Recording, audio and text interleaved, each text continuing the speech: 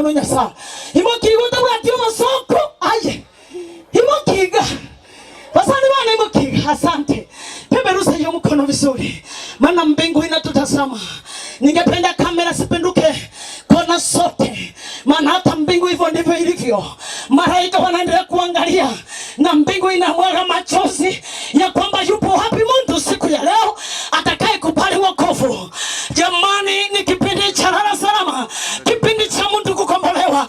Baba, ninakuita mahali hapa, wacha jina lako libarikiwe. Ninaanguka miguuni pako kwa ajili ya mtumishi huyu, yende kama ni mwanadamu kama wanaume wote wale, amewekwa mnyonge, amekasirishwa, atatenda dhambi lakini msamehe.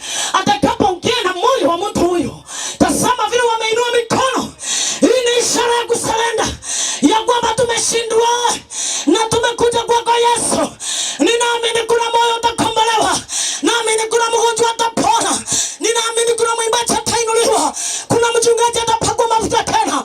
Jehova, wacha mbingu itamalaki mahali hapa, nikiangusha kila kimingamizi na kila viharibifu na kila vikwazo vya kishetani, maana najua shetani, you came to steal, you came to destroy, you came to kill, lakini Yesu akaleta uzima ili tuwe nao tele tele.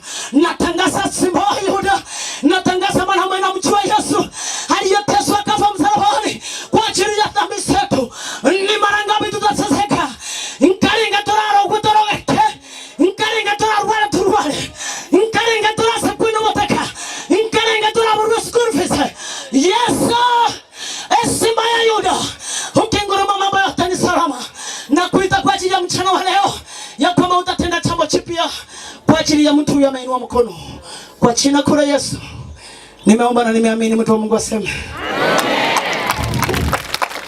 Ningependa munisaidie tena, weka mikono yako, weka mikono yako pamoja, sigike maboko hivi. Practice makes what?